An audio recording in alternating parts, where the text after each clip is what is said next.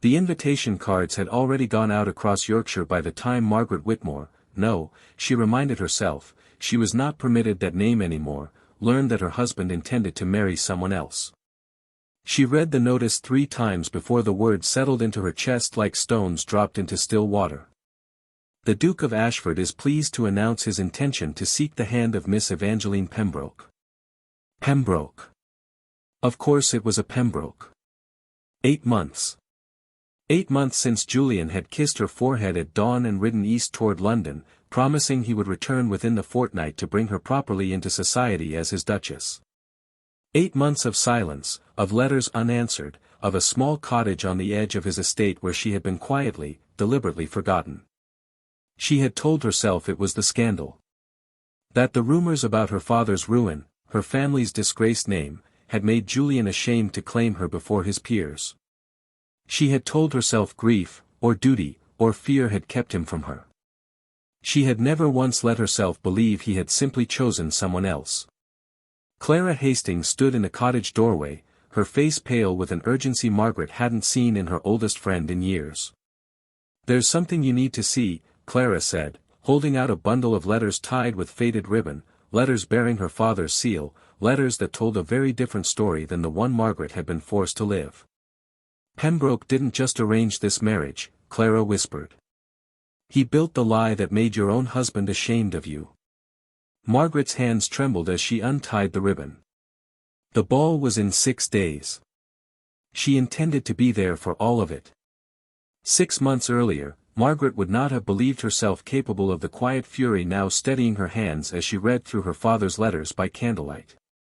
She had been raised to be gracious, accommodating, grateful even, grateful that a duke had looked twice at a woman whose family fortune had collapsed under mysterious debts, grateful that he had married her in a small private ceremony rather than parading her disgrace before all of Yorkshire.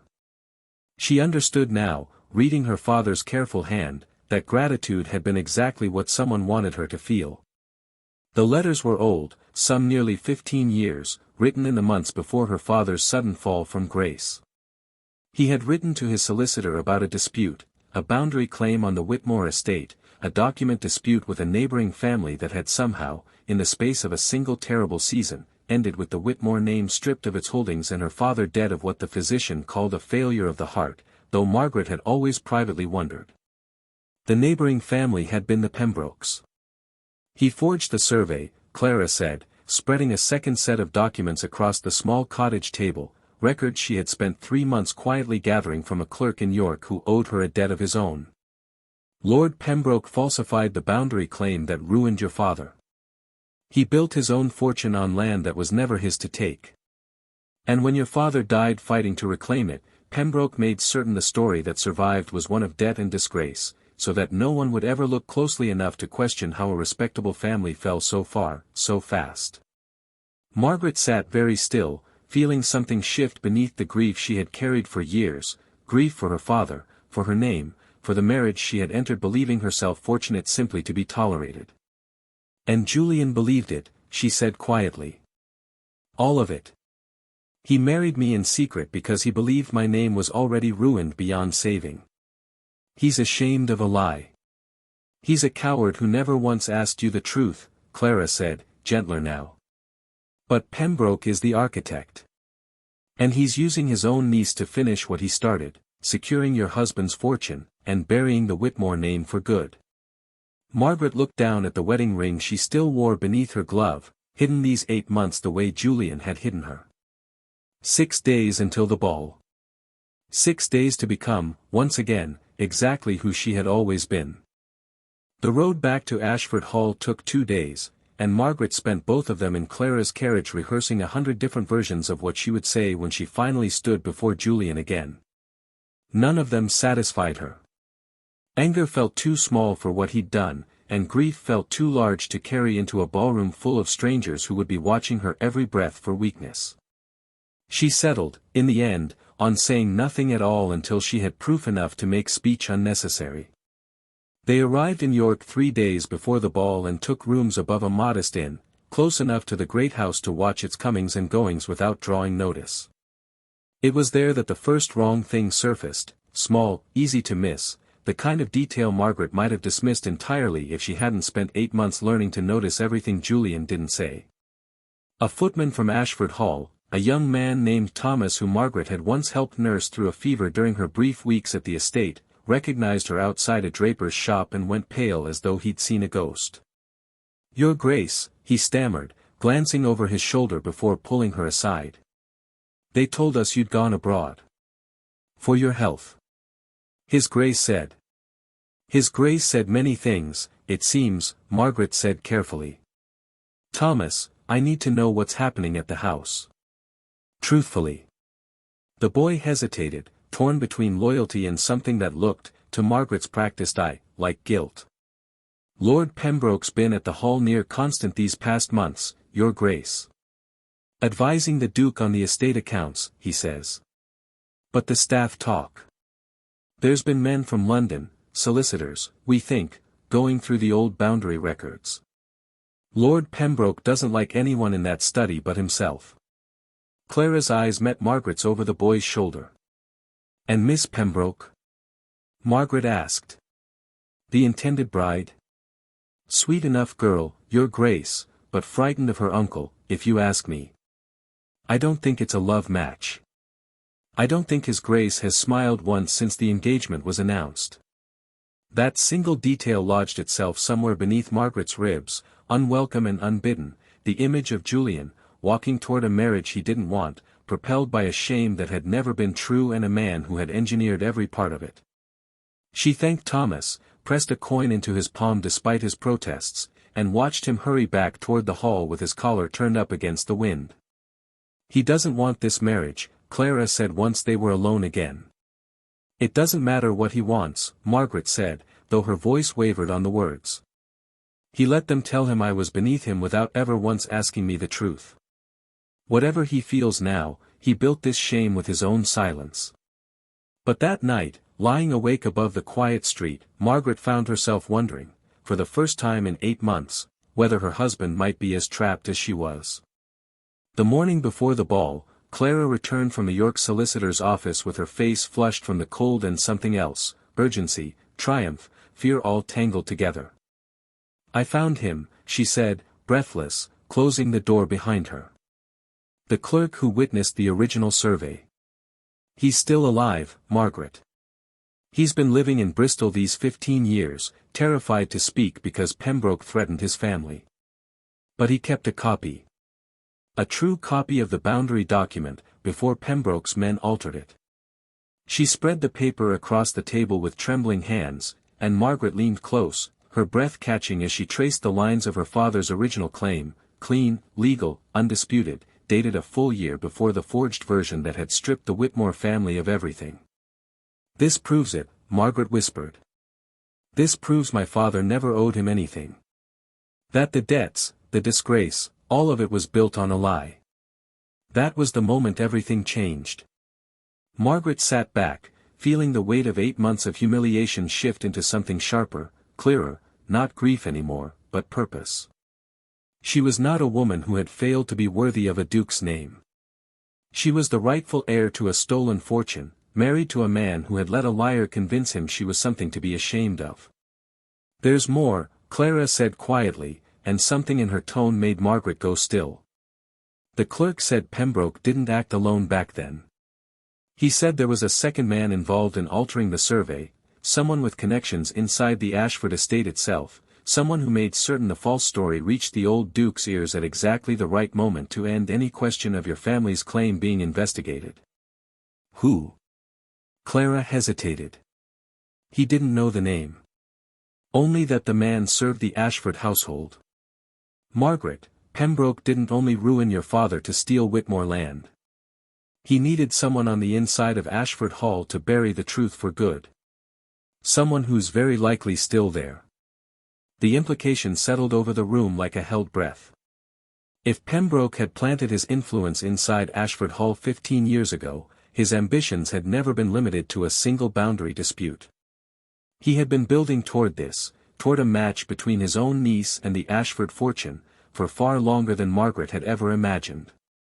He didn't simply want the Whitmore land, Margaret said slowly, the pieces settling into place with sickening clarity. He wanted the Ashford name too. My marriage to Julian was never an accident he merely exploited. It was an obstacle. And now he's removing it, one lie at a time, to put his own family in its place. Clara reached across the table and took her hand. Then it's fortunate, isn't it, that you intend to be standing in that ballroom tomorrow night, document in hand, when he thinks the last obstacle has finally been cleared away. Margaret looked down at her father's true survey, at the ink that had waited 15 years to be believed. 6 months of silence taught me to disappear quietly, she said. Tomorrow, I don't intend to be quiet at all. The gown Clara had commissioned for her arrived the morning of the ball, deep sapphire silk, cut in the current fashion, nothing at all like the plain grey wool Margaret had worn through 8 months of exile. She stood before the mirror in their rented rooms and barely recognized the woman looking back, not the frightened bride who had let herself be hidden away, but someone steadier, colder, more certain of her own worth. You don't have to do this tonight, Clara said, fastening the last of the buttons at Margaret's back. We could take the evidence to a magistrate first. Build the case properly, without the risk of a public scene. A magistrate will take months, Margaret said. By then Julian will already be married to Miss Pembroke, and Pembroke will have folded the Ashford fortune into his own hands so thoroughly no court in England will be able to untangle it. He needs the marriage sealed before anyone starts asking the questions we've already answered. Tonight is the only night it can still be stopped. She did not say the rest of what frightened her, that some small, foolish part of her still hoped that when Julian saw her, something in his face would break open with relief rather than horror. She had spent 8 months telling herself she no longer cared what he felt. She was beginning to suspect that had never quite been true. The carriage let them down a quarter-mile from Ashford Hall, close enough to walk the rest unseen among the arriving guests. Through the tall windows, Margaret could see the ballroom already glowing gold with candlelight, could hear the distant strains of a quartet tuning their instruments. Somewhere inside, Julian was preparing to announce his engagement to a woman he did not love, to a family that had built its fortune on the ruin of hers. There's Lord Pembroke, Clara murmured, nodding toward a tall, silver-haired figure moving through the receiving line with the easy confidence of a man who believed his victory already secured. Beside him stood a young woman in pale rose silk, Evangeline, Margaret guessed, pretty and visibly uneasy, her eyes darting toward the doors as though she, too, wished to be anywhere else. She doesn't want this either, Margaret thought, and felt an unexpected flicker of pity cut through her resolve. Then Julian appeared at the top of the grand staircase, and every other thought in Margaret's head went silent. He looked thinner than she remembered, the easy warmth she had once loved worn down to something guarded and tired. He wore his title like a weight rather than an honor, standing beside his adviser with the stiff posture of a man walking toward his own execution. "Are you ready?" Clara asked softly. Margaret smoothed the sapphire silk at her waist, closed her fingers around the folded document hidden in her glove, and stepped toward the light. "I've been ready for 8 months." The ballroom fell into a slow, spreading hush the moment Margaret crossed the threshold. She felt every eye turned toward her, some in confusion, some in open shock, whispers rippling outward from the doorway like water disturbed by a stone. She kept her chin level and her pace unhurried, exactly as Clara had coached her, walking as though she had every right to be there, because she did. Julian saw her before she reached the center of the room. She watched the color drain from his face, watched his hand tighten on the balustrade as though the floor had shifted beneath him.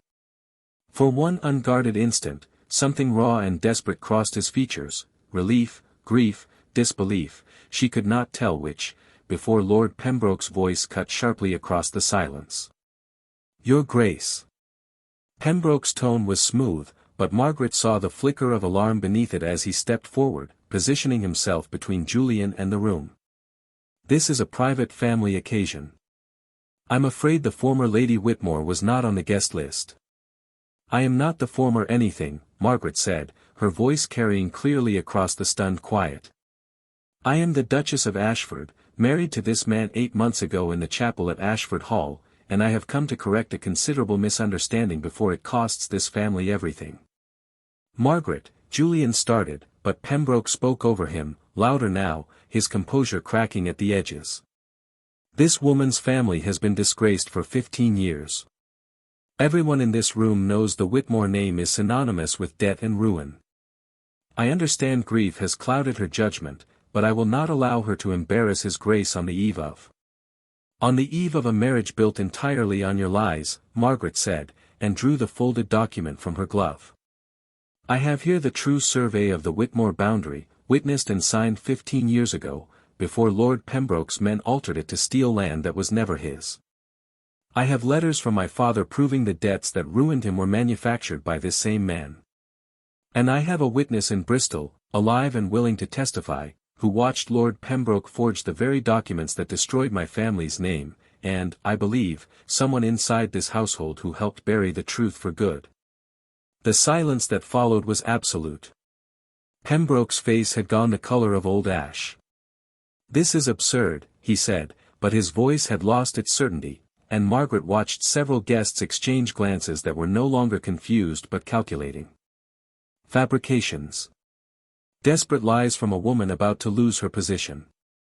"Then you won't object," Margaret said steadily, "to a magistrate examining the original document myself and Miss Hastings have already delivered to the county assizes this morning." A murmur swept the room like wind through dry grass. Julian had gone very still, staring at her as though seeing, for the first time in 8 months, the woman he had actually married rather than the shame he'd been convinced to feel. For one terrible, suspended moment, nothing moved at all, and Margaret understood, watching Pembroke's eyes dart toward the doors, that the next word spoken in this room would decide everything. Julian moved before Pembroke could flee, closing the distance in 3 strides and taking Margaret's hand before the entire room. "This is my wife," he said, loud enough for every guest to hear. "My Duchess. And I have been a coward for 8 months, ashamed of a lie instead of proud of the truth." Pembroke was seized quietly at the doors, the magistrate's men already waiting outside on Clara's earlier word. Evangeline wept with visible relief, freed at last from an engagement she'd never wanted. Later, on the terrace, Julian pressed his forehead to Margaret's. "I should have asked you the truth from the start." "You should have," she agreed softly. "Ask me now instead." He did, and this time, the whole of England would know her name. "What would you have done in her place?"